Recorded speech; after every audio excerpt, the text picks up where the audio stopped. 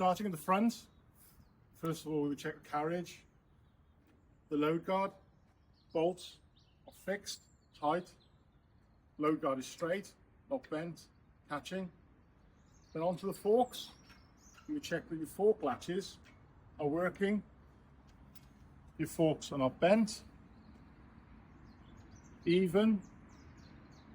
So both forks are the same level, not one fork bent more than the other. Then looking in the center of the carriage, you check your chains and your hoses for leaks. So the chains, they're tight, no pins falling out.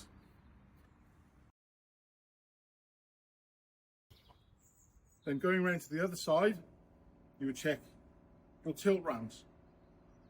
Pins are fixed. The locating bolts are still in place and tight. Then moving on to the back of the mast, you would check the chains.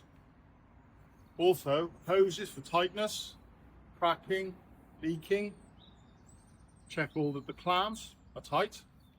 They can't move around, pipes can't get trapped. Check all the chains at the top. We have pins, no cracking. Moving on to wheels and tyres. Check that there are no cracking, no cutting. Also check wheel nuts for tightness. Making sure there's no broken studs, no cracked rims. This one having dual wheels, you also check the mudguard extension is fixed, solid, to prevent any limbs getting caught in the wheel. Then onto the back tyre. Again, check the wheel nuts, they're tight, no excessive movement, and check while you're in here, also check the steer linkage, that it isn't falling off, it isn't loose, and it's well lubricated. Now we check the lights and ancillaries. Turn the ignition on, make sure you have correct lighting, front and rear. Making sure that you have lights on the back. Also check any auxiliary lighting, including rear work lights, or if in this case, roof lights. Check your beacons. With the ignition on, put the drive into reverse. Check that you have a audible alarm, and also that you have 2 reverse lights.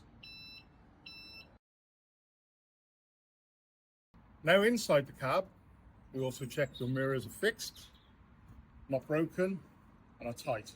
So they're not wobbling around and you can get clear rear vision. Turn on your ignition. Make sure that you have all the correct work lights and warning lights all illuminated. And when you start the vehicle, all of your warning lights go out. So,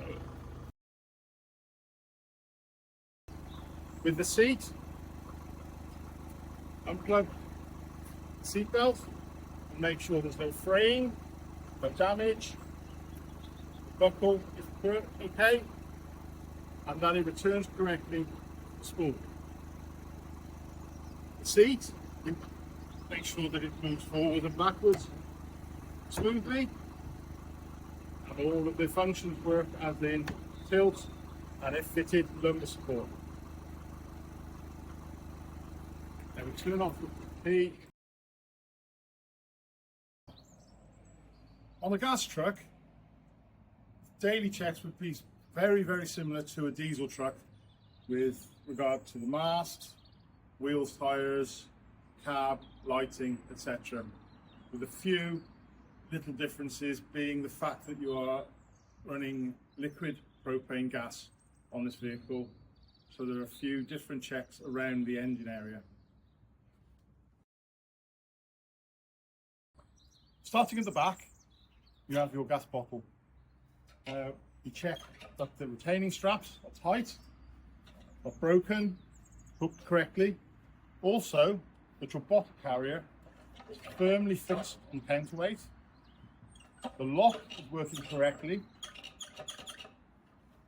If it does unlock, and your bottle tilts. With the gas turned on, check for gas leaks.